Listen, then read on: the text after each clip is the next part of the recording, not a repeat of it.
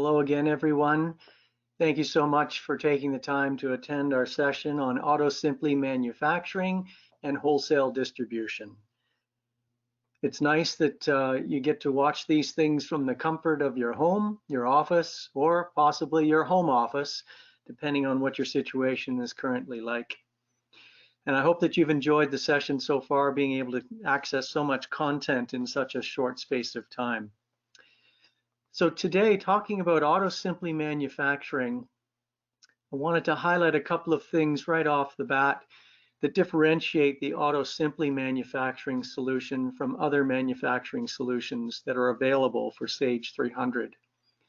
First and foremost, you see how the manufacturing module from AutoSimply embeds itself directly into the Sage 300 desktop. This is true because it's the one and only development in the software development kit for Sage 300. And so it actually installs directly into the Sage 300 database and incorporates all of the core functionality within the operations suite of Sage 300. So in other words, we integrate directly into inventory control. So all of your item costing, location details, and information about quantities or serial and lot tracking remains within the inventory control module of Sage 300, and our manufacturing module simply takes advantage of that existing information. Likewise, for purchasing raw materials, we utilize the PO module of Sage 300, and for selling finished goods, we use the order entry module of Sage 300. So in other words, we're not creating any redundancies in the system. We're simply leveraging what Sage has already developed and then expanding that to incorporate the functionality required for manufacturing organizations. So essentially, the only thing that we're replacing is the inventory control bill of material. If you are a true manufacturing organization, you've probably looked at the inventory control bill of material and recognized that it has several limitations for manufacturing organizations. The first of which is that it only goes one level deep and it only does a one-step assembly. Whereas when we incorporate the AutoSimply bill of material, we introduce several concepts that are important to manufacturing organizations.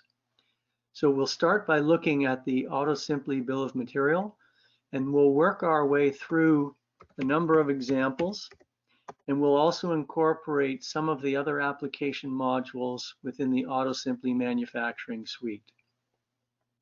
So to start off with the AutoSimply manufacturing bill of material, as you can see, we have both a BOM number and a revision number. With the inventory control bill of material, you just have the one BOM number.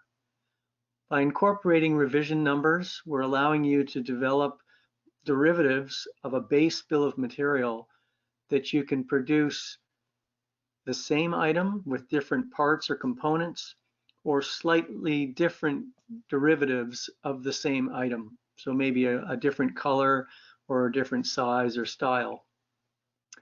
And with these revision numbers, then you're able to determine multiple bills of materials, one of which will be a default bill of material, but it is possible to have multiple BOMs for one finished good item. Now, in order to use these bills of material, you have different BOM statuses.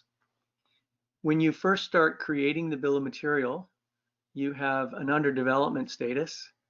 And then once you're ready to release that BOM for production purposes, you would change that status to approved. After it has been released, you can put these BOMs on hold. And at some point, if you discontinue that particular version of the product, you can discontinue the bill of material that applies to that product. So BOM status is another feature that we've added in the AutoSimply bill of material that's just not available within the inventory control bill of material.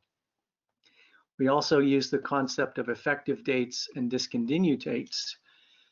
Now, if you had not changed the BOM status from approved to discontinued, but you did enter a discontinued date that became relevant, the system will actually discontinue the use of that bill of material, regardless of the fact that the status still shows as approved. So the discontinue date will actually override the BOM status. But also notice there's a batch size. Now this would be similar to the build quantity that you find within the inventory control bill of material, but batch size is generally identifying the amount or the number of items that you want to produce from this bill of material. So if this was for a food processor, it might be based in kilos or pounds, or milliliters if it's fluids, or it might just be the quantity, the number of units that are being produced. Typically, if you're working in electronics, which we have a number of clients in the electronics industry, batch size might just be either a 1 an each, or it might be based on case lots where you're producing 12 or 24 of an item, depending on the nature of the item itself. Now we can explode the bill of material so that you can see the various sub-levels. AutoSimply bills of material can go 16 levels deep, and that can include your sub-assemblies. So all the way down to the base level raw materials and components that you want to use within that bill of material, you'll be able to go as far down as 16 levels. Most organizations that we deal with go no deeper than about 5 levels. But you can see how these raw materials roll up to 1 level of sub-assembly, and then in combination with other raw materials up to the next level of sub-assembly, and then the top level takes you all the way up to the finished good. We can also create a bill of manufacturing, and the difference here is that we're breaking out the bill of material based on operations. Now, operations are what some people refer to as a routing, and the routing simply tells you the steps that you need in order to produce a particular product. So in this case, we're breaking out by operation the raw materials and the sub-assembly that are being worked on as part of that operation. And then likewise for the second operation, we have 2 additional components. So whether you're looking at it from a bill of material, raw material, sub-assembly perspective, or based on the operations to identify the routings, we have both of those options available to you.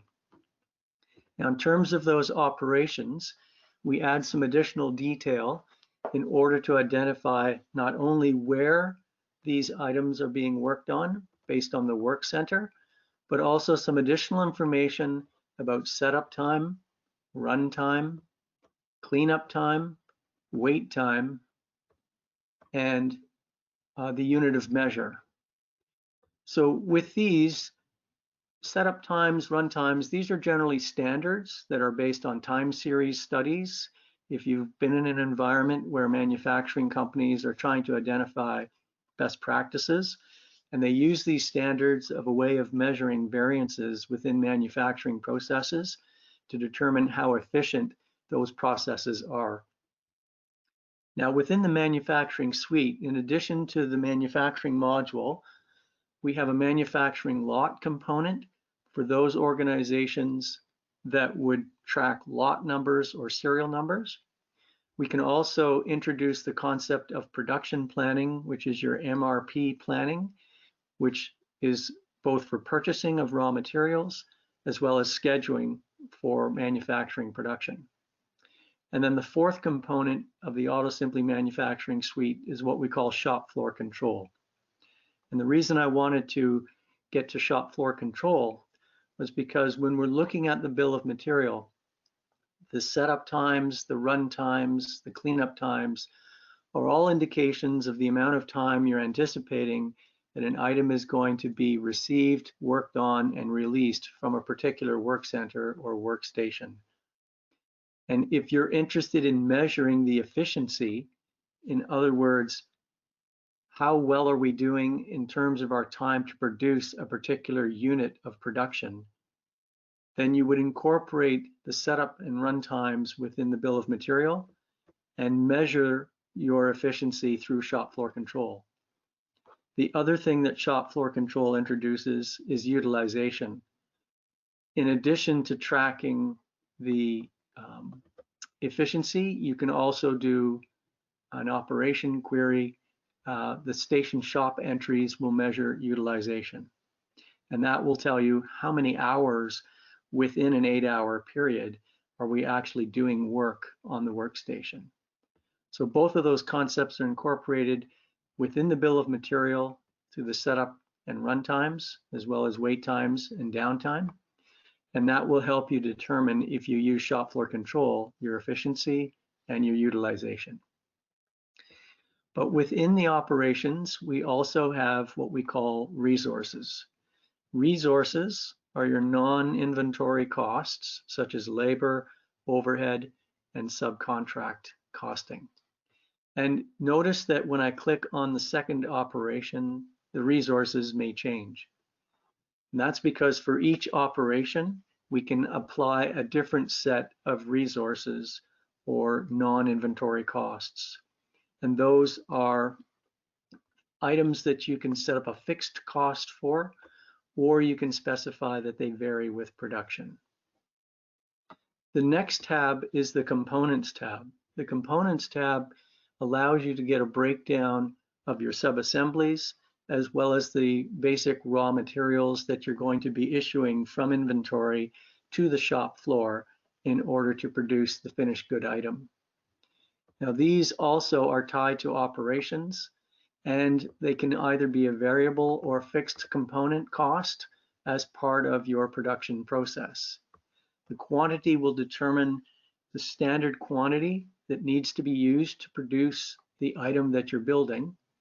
And notice that the IC location is also available, which means, unlike the inventory control bill of material in Sage 300, that you can draw only from one location. It is possible within AutoSimply manufacturing bill of material to source your raw materials from different locations. The scrap factor is essentially what you're assuming will be expected loss during production.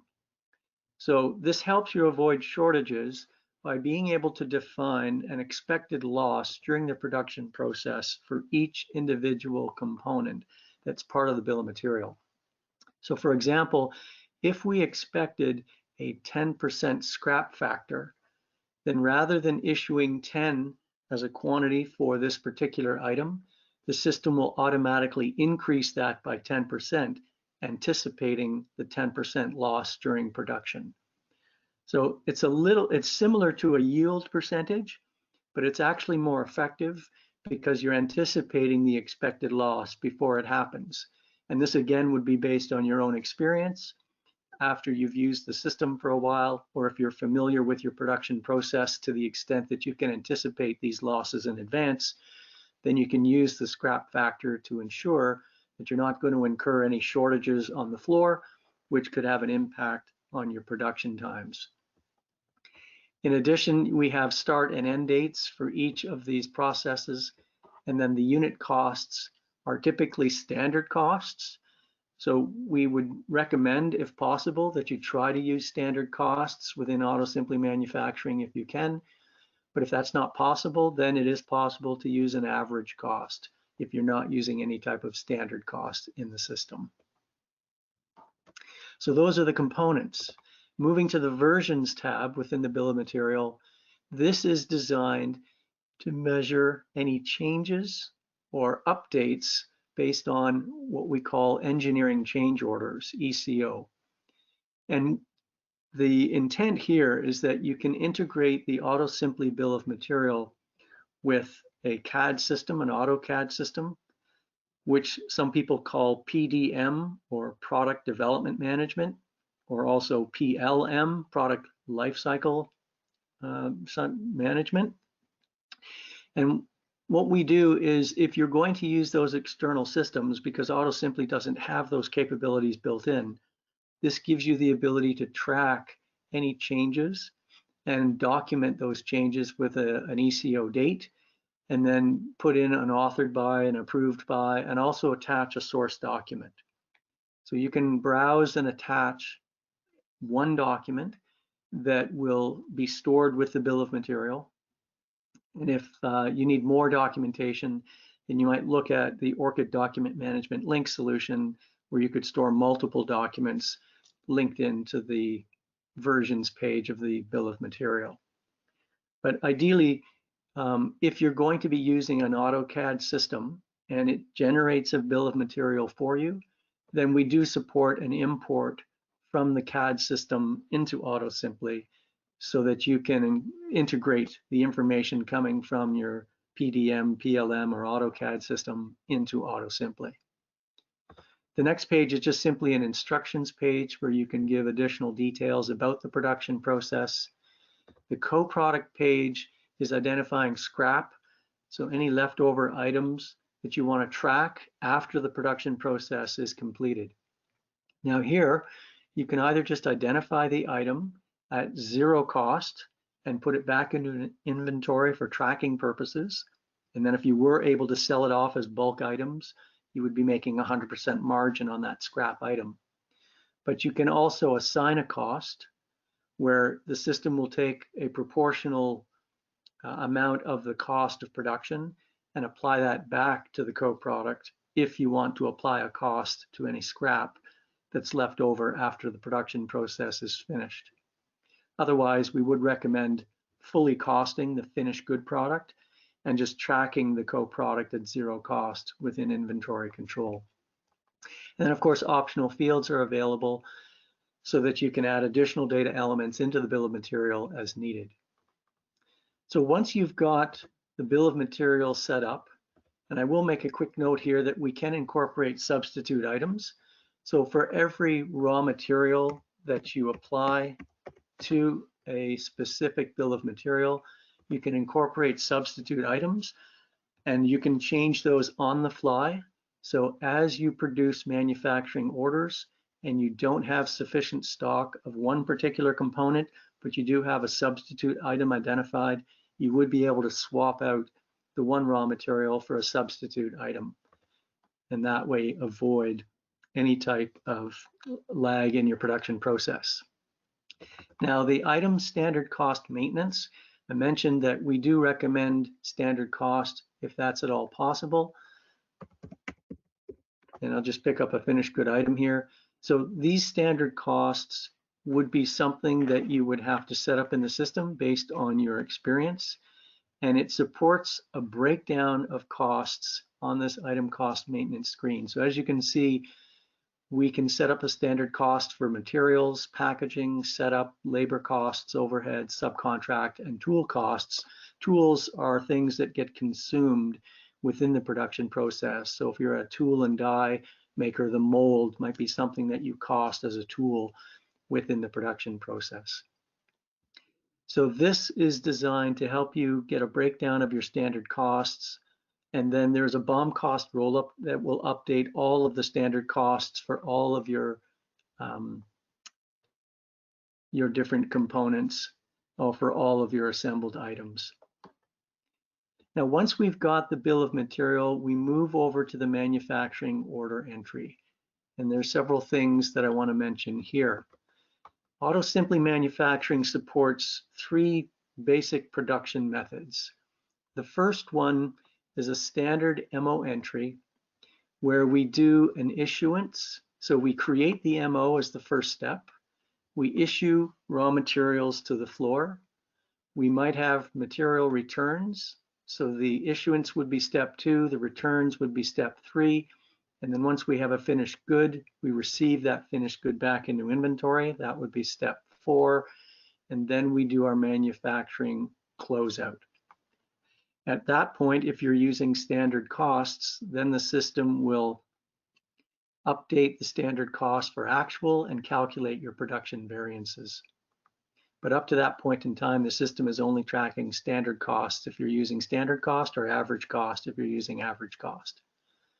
Now, in addition to the 5-step production method, the system also supports backflushing, which essentially creates a 2-step production method.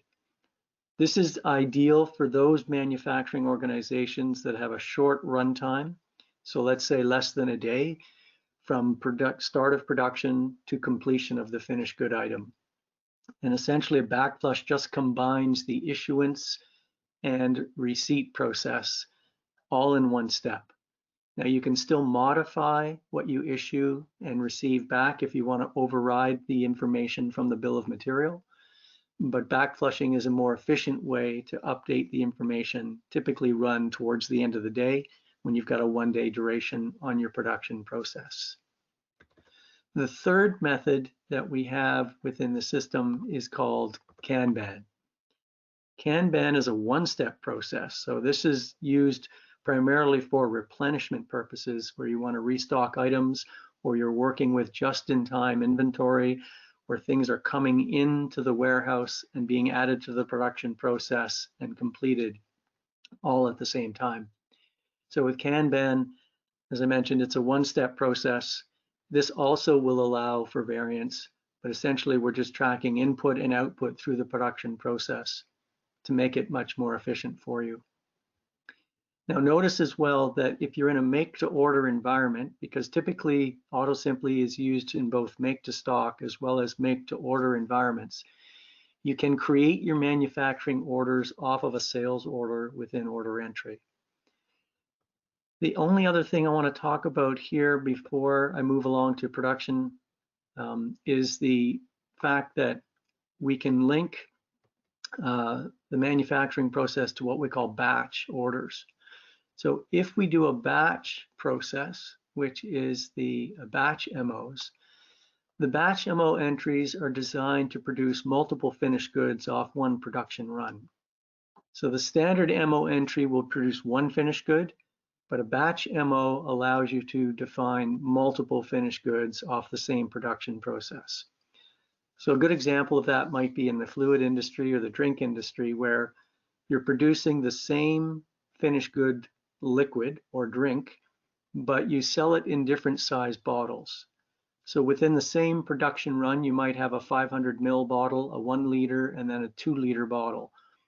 It's the same ingredients going into the bottle, it's just a different size bottle with a different SKU. So the batch MO will facilitate you being able to produce all 3 different sizes of bottle in the same production run based on the same raw material components, other than of course the packaging for the bottle. So that's what a batch MO does for you. So as I mentioned, we can incorporate the order entry information from sales orders. And there is within manufacturing an inquiry tool for BOM inquiry, where at an individual bill of material level, you can see a snapshot of what's available within inventory by a specific location or all locations. And based on a particular order size, it will break out your bill of material into the levels, including your sub-assemblies, and it will identify for you the quantity that's required for a certain level of production, and then explode the required quantity into individual units for each of the materials. And then it will show you based on what's on hand and then what's already on order. So this is on purchase order for the raw materials, what's been allocated to existing production, and then the quantity needed in order for you to generate this item in production. So the quantity needed is what you're going to have to purchase of a particular raw material. So right from the screen, we can create a purchase request for that raw material and generate that, and it will create a purchase requisition if we say yes, and generate that. We can also generate a manufacturing order and be able to and start, rather than going in and creating the manufacturing order over here manually, we can generate that from the BOM query. Now this is a one-off, one product at a time type of production planning based on the bill of material. But a more sophisticated way to do that is actually incorporating our production planning module. So let me explain a little bit about what production planning does, because we have 2 different solutions here.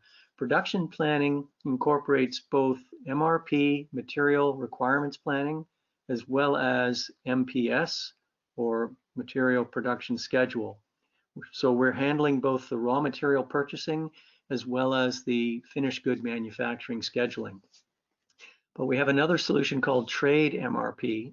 If you're a wholesale distributor or a trading company and you don't do manufacturing, then you can use our trade MRP, and it does essentially the same thing, except that it's not looking at the AutoSimply bill of material for manufacturing.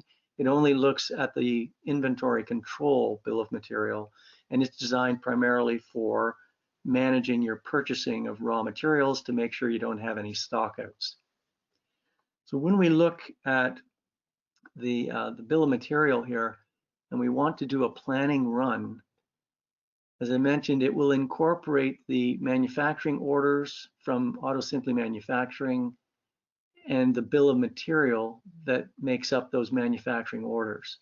But it will also include what's on hand in inventory control, what's on purchase order, including kitted items in inventory, purchase requests, and actual sales orders. And we'll talk a little bit more about sales forecasting versus actual sales in a few moments. But for now, this is the type of information that we can incorporate into a planning run, which will allow us to determine what needs to be built and when it needs to be built. So that is the planning run. But in order to get there, we need to set up at least one distribution network. So the only thing that you need to set up within production planning is a distribution network, which allows you to determine how you want to group the inventory for planning purposes. So this is something that you can do either by individual IC location. It might be based on a specific product line, region, or territory, or you can set up the different warehouse locations by geographic area. And so this gives you the ability to do planning for one region or a combination of regions or product lines, depending on what's most relevant to you. Now, the limitation would be that it's only going to look at the bill of material information, but it won't be incorporating things like production or purchase lead times. In order to get that kind of information into the system, you would create the item planning table. This is the one master file within the system that then allows you to create a more sophisticated and really a more realistic plan for purchasing and manufacturing. Because as you can see, the system allows you to plan based on what you need to purchase for raw materials, what you need to manufacture for finished goods, and also subcontract if you outsource part of the production process. So if we look at raw materials as an example, and we want to take a look at the network code N, and this is purchased, we can tell the system that we do want to be able to create purchase requisitions off of the plans that we're building. And we can specify things like minimum stock, maximum stock, and the minimum stock essentially is your safety stock. This is a little bit different from the reorder quantities within inventory control because this will incorporate things like order lead times. So the minimum stock is something that the system will anticipate in advance based on due dates, based on order lead times, and give you a pre-plan recommendation to make sure that the system is always working back to your minimum stock or safety stock in terms of raw materials as well as finished goods. But in this case, when we're dealing with purchased items, you may have order multiples that your vendor specifies. You can also incorporate planner buyer information if you want to track their performance in terms of purchasing recommendations and planning. And this is what allows you to be able to manage your inventory to make sure that you don't have too much stock, but that you're not stocking out of critical items. Now, if we were to go to finished goods, this now changes to our manufactured items. So our lead times are based on a manufacturing setup time and a manufacturing run time. Now, you can just enter a manufacturing order lead time if you know what that is. But typically what you would do is you would estimate what your setup time is to set up the machine or to set up the production line for a particular finished good item. And then you would also have your manufacturing run time, which is defined as the time it takes for one unit. And then the manufacturing lead time would actually be a calculated number, which would be the manufacturing setup time plus your manufacturing runtime, which would be the time per unit times the quantity that you wish to produce. And it would give you your order lead time for manufacturing. And this is what allows you to schedule your manufacturing based on due dates for delivery for the customer, as well as your manufacturing setup, cleanup, downtime, any time that you need to incorporate as part of that plan. So the distribution network and the item planning table you can set up to manage your plans and create realistic plans by configuring both of those options. Now, when you schedule, going back to the schedule here and a planning run, you can incorporate sales forecast information. So the system has a forecast entry where you can go in and enter forecast data. And you can set this up to set it up by period, by product line, and the system will incorporate that information into the forecast and the planning run. So when you do a planning run and you look at the planning summary, it will give you an indication of when and how you need to produce. So if I look at a finished good item, let's say 001 to FG009, and I'm looking at as of today's date, you can see it's going to give us the same type of information we saw on the BOM query, but in this case, it's going to allow us to look at a more detailed plan. So for instance, if we look at FG002, we can see what's on hand in inventory, what's on order, so that's purchase order, what's been allocated to sales orders, and then a projected net stock. So because our projected net stock is -10 and our minimum our minimum stock is 500, it's going to always try to work its way back so to 500. And so the planned order is 510. But how do we get there specifically? By clicking on the item plan, it gives us a breakdown of what we're looking at. So the minimum stock, the safety stock is 500. We've got stock on hand of 10. Our minimum order quantities are 50 and our order multiples are 10. So based on this simple example, I have I have production of 30, which will give me a total of 40 on hand. And it's taking the 10 for stock on hand plus the 30 that I'm building, which gives me 40. But because my minimum stock is 500, we're actually minus 460. Then I have some actual demand on sales order 67, which takes me to -10 in my actual quantity, or -510. And you can see it details the customer order and tells us that we're trying to resolve the shortage. So the pre-plan is something that the system is recommending to resolve the shortage. So it's telling us that we need to plan production of 510 items in order to get back to an actual quantity of 500, which is our minimum stock. So that's basically how the system is working, looking at all those variables, stock on hand, what's on PO, what's on sales order, what's in production, and what we need to produce in order to maintain our minimum stock. We also have an option here for available to promise. Now, available to promise allows you to go in by customer and by item and get a snapshot, the network code. So let's put in network code. This is a snapshot for customer service or maybe sales to be looking at the items in inventory and marrying that to customer specific information. So we can see the quantity on hand for this particular item, what's already on sales order, so what's available, and combine the two locations of what's available to promise in total, but we can also see that broken out by location.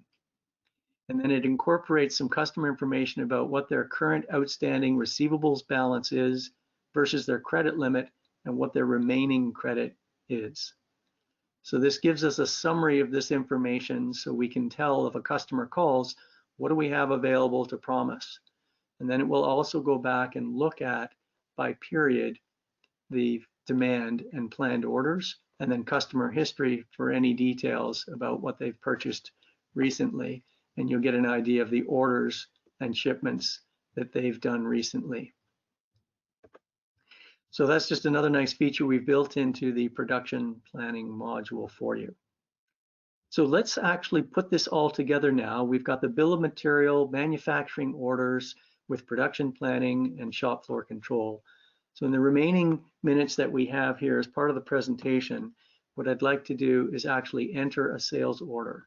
So as I mentioned, the system supports both make to order and make to stock. And we could enter a sales order in order entry and produce the manufacturing order from within manufacturing, but we'll incorporate the production planning as well to show you how that works. So if we order, let's say from this customer, some finished goods items. So let's say FG003. And okay, so different unit costing, that's fine for that location. And we have deliver by, so let's say we want to deliver this by the 17th of December and have an expected ship date for a quantity of 100 of those items.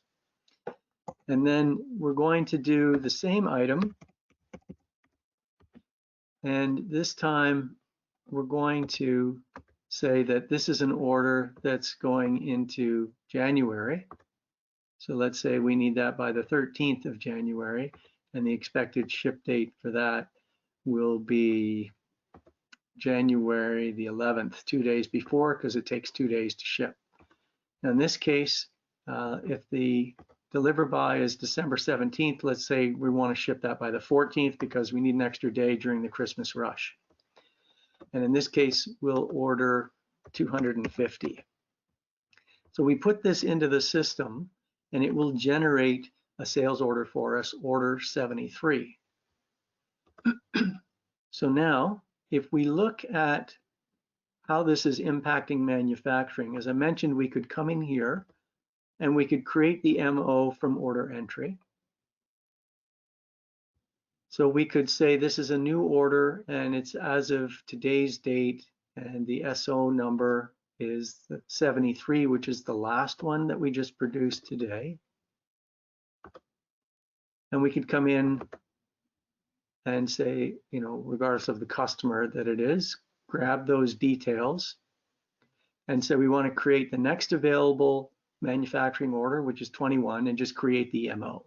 And then it would link that manufacturing order to the sales order. So that's one way that we can create the manufacturing order, just by linking through manufacturing orders. Now, I'm going to show you quickly, in this case, if we did it that way, then the SO details might be listed as the order that we created before that 72 to that customer for that item. So it will give you a link to the sales order within the manufacturing order if you create it that way. And also, if you had to purchase raw materials, it would link the PO that's required to link. And then if there's any subcontract details, because you're working to outsource some of those production steps, you can do that. And then this was based on the bill of material and all of the information that we pull in.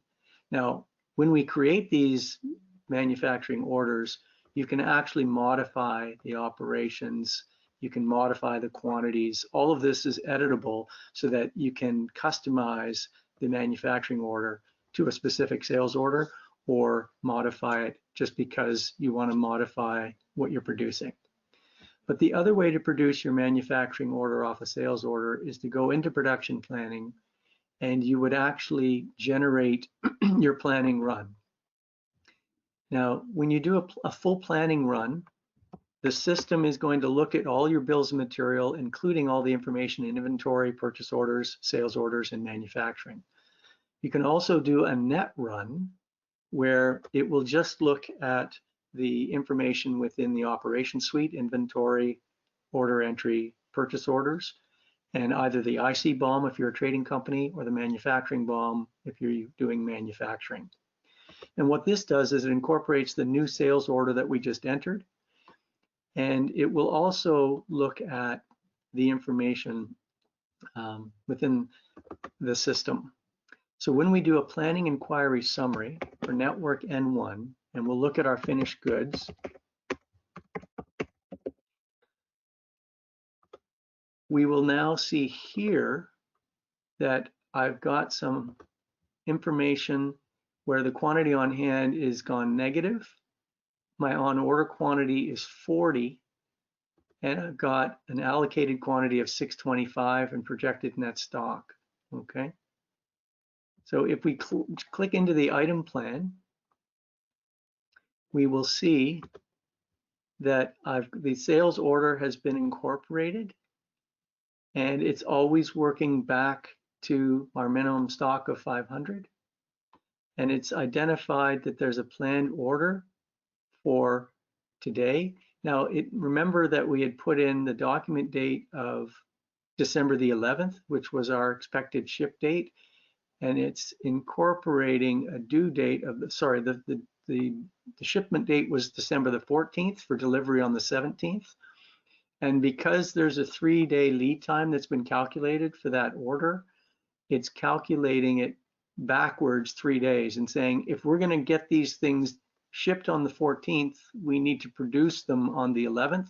So it's planning an order in manufacturing to meet the demand on sales order 73 to resolve the shortage that it's creating.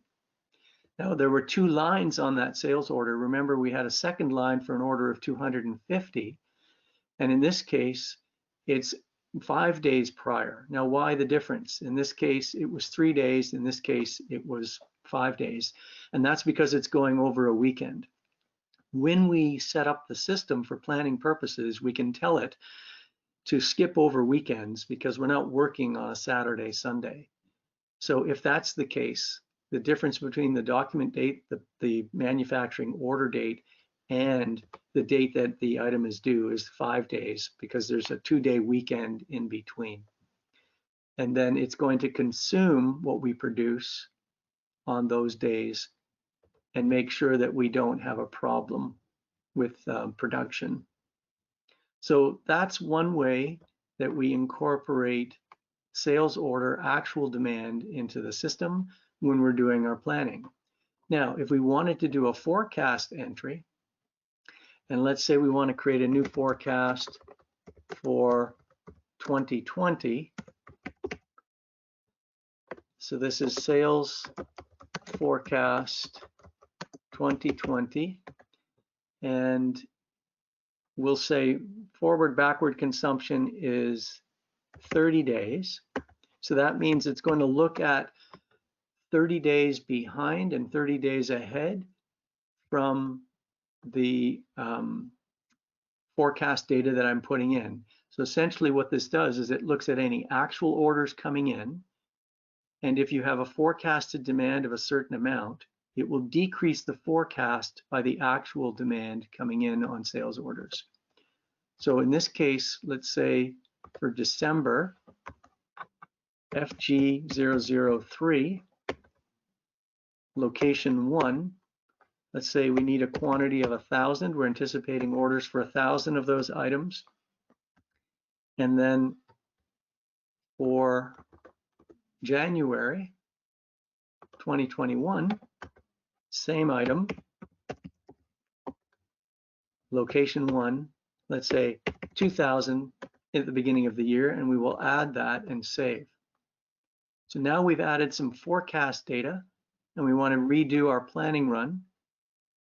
And we'll just do a net run for that item. So the forecast ID is going to be forecast 20. We want to incorporate that into our plan now with a 30-day forward and backward consumption. And when we rerun the plan now, you'll see how it incorporates the forecast data into the plan. So now if we go back and look at our planning summary for network N1, and we look at all of our finished goods items, as of December the 3rd, here's FG003, and we can see that there's forecast demand of 900. Now we entered 1,000 in December, so why is it only showing 900? Well, if you remember, our order was for a quantity of 100 within December. So there's the forecast 20, a usage forecast as of December. And it accounted for the fact that while our forecast was set up as 1,000, we have an order 73, which is a usage of 100. So it doesn't double count our forecast when we start getting actual sales orders into the system. It will reduce the forecast by actual demand based on our forward-backward consumption, so we don't double count demand and overproduce in the system. And then it will plan an order based on the forecast, which will update, because we asked for 2,000 items in January, but because we already have an order of 250, it's reduced the forecast again in January by the 250 actual demand, which is coming in from the sales order 73. So that's how you can incorporate forecast and actual demand into the system and be able to use production planning to help you maintain proper levels of inventory without overproducing or over-purchasing. Because when we produce a plan, we can also plan at a BOM level, and this will incorporate both your production plan for raw materials as well as your purchase plan for the finished goods that are required. So in this case, when we plan by BOM, we can see here's our parent item, and then here's all the components that make up the bill of material for that item. And we can plan individually for each of these items, and then as necessary, purchase what we need based on the individual items. So if there's anything in here that required a planned order, and you can see there's lots of planned orders here. So let's just take raw material 4 again here and look at the item plan. It's going to break down the fact that we have demand for this raw material in December because of demand for the parent item, finished good 3, which was our sales order 73. So you can see how the system is all working together to incorporate sales demand, forecast demand for finished goods, and then translating that into a production plan for the finished good, but at the same time incorporating the purchase plan for the raw materials that are part of the bill of material for the parent item. And this way, you just have to do the planning once for both production and for planning. So we try to make the system very efficient for you in order to incorporate that as much as possible. And you can see as well, the forecast is having an impact on usage. So we might have to buy in advance, especially if we have a long lead time. So that is how we incorporate production planning for finished goods, purchase planning for raw materials. And at some point, you may want to generate manufacturing orders for all of the items that you need to produce within a certain time frame, or produce the purchase items. So if we look at all of our finished goods items, you can certainly produce MOs directly, and then area code. Let's say we're going to do this as an internal production, and it will tell us the finished goods items that need to be produced. And here again, you can see this was based on the forecast moving ahead to January. And at some point we determine, okay, let's say we want to create an MO for this particular item, but let's say I only want to produce 270, not 470, and I can create the MO for that item. So this is the planning production process, and I can go ahead and post, or I could have said create all and created MOs for all of these finished goods, and manufacturing order 21 has been created for FG001 for a quantity of 270. And so indeed, if I went over to manufacturing and I look at MO entries, my last MO will be manufacturing order 21 for the FG001 production of 270. And it knows the bill of materials, so it populates the items, it knows the operations, so it sets all of that up for me. Now, likewise, I could also produce purchase requisitions for my raw material requirements. So in this case, it's raw material. And again, it's as of the same date, and then we choose the item location in inventory. And here's the items that it's telling us we should plan to purchase. And these are all raw materials based on these linked documents that are plans. So let's say I want to purchase this item here, raw material 0009 for a quantity of 250, say yes and post, and it will create the purchase requisition 23. So again, just the idea that we're fully integrated with all the operations components of Sage 300 and utilizing availability and just creating some additional functionality on top to manage both purchasing for operations and distribution, as well as manufacturing. So there's RM009, quantity of 250 that was ordered, and the detail takes you back, show you the material details.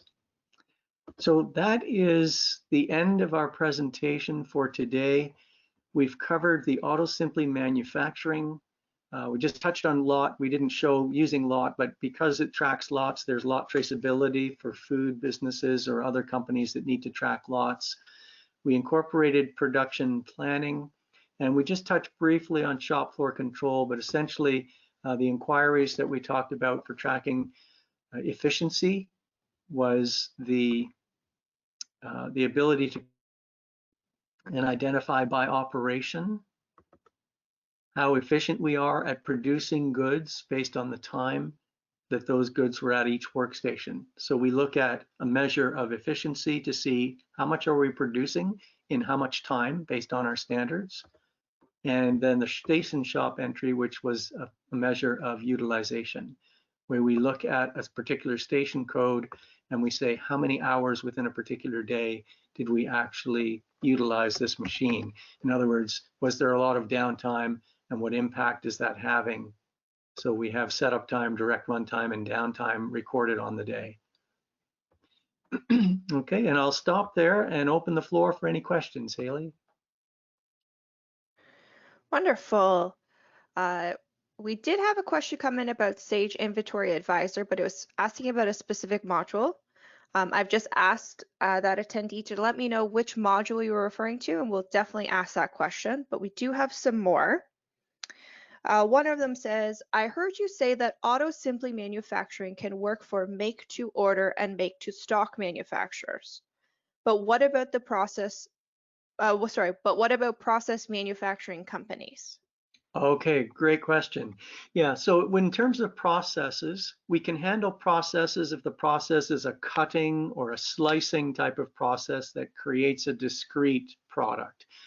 So if you're in the steel industry and you have rolled steel and you need to cut that into different lengths, that would be a batch manufacturing order, and we can manage the cutting of the steel. Same thing with slicing. We have frozen food companies that take raw fish and cut off the head and the tail to create a fillet. We can manage that type of a process. As long as there's a recipe or a bill of material, then we can manage it. What we don't manage are things like where you're cooking something in a big cauldron and you don't necessarily track individual components and there's no discrete item coming out. That's an issue for us. But otherwise, the process, as long as it has a bill of material and discrete steps, then we can manage it. Amazing. Are web screens available for AutoSimply manufacturing? Good question. They're not available just yet. They're in development. So we anticipate releasing the web screens for about February 2021. across the manufacturing suite. And we do have a barcode system, which is actually our next presentation, which we would encourage people to look at, because for things like shop floor control, it's a web interface into the shop floor control for capturing labor time. But yeah, for the core modules, they should be available in the next 2 to 3 months. Another question we have is, am I able to produce less than what is on the bill of material? Yes, absolutely. So when we create the manufacturing orders, we do have the ability to edit the quantity that is on that MO. So at any point in time, you could change the quantity. So when I just produced MO21 there, and we look at the material requirements, I can go in and change those quantities and say, you know, I only need, or maybe I need 2 for this item, and save that. So yeah, absolutely, you can modify that. Another one we have is, do you need to use standard costing to use AutoSimply manufacturing? No, we don't have to use standard. We do recommend it, but if you don't use standard costing, then it'll just be average cost. So that's perfectly fine. If you don't have standard set up in the system, it'll just default to standard cost. And it seems that the attendee who had asked the question earlier hasn't come back, but to clarify the module, but I'll ask generally, does Sage Inventory Advisor work with AutoSimply? Yes, in the sense that Inventory Advisor is looking at inventory control requirements. So because AutoSimply is utilizing that same inventory control, then it would allow you to plan your inventory that would have an impact on AutoSimply, but there's no integration between Inventory Advisor and AutoSimply. So that's the one caveat there, but it will help you plan for inventory, which would then help you produce efficiently within AutoSimply. Okay, and I think we have time for about one more question. So let's see what we have here. Why do you create PO requisitions instead of purchase orders in production planning? Okay, very good. Yeah, so the issue here is separation of duties between planning and purchasing. You typically wouldn't want planners to be identifying vendors or pricing, right? That's typically a purchasing function. So what we're doing in the planning function is we're just trying to identify what quantity is needed, either from a purchase of raw materials or a production of finished goods. So we separate that by producing a purchase request, and then we leave it with the purchasing agent to determine which vendor they're going to buy from and negotiation of pricing. That's not a planning issue, really. That's a purchasing issue. And we separate the two, which is why we produce a purchase requisition and not a PO. Well, thank you very much, Robert, for presenting. If for whatever reason anybody does have any additional questions about AutoSimply, there will be a survey that is sent out at the end of today. You can always check the box asking for additional information, or you can share your feedback there. So Robert, thank you so much for that great presentation. Thank you, Haley.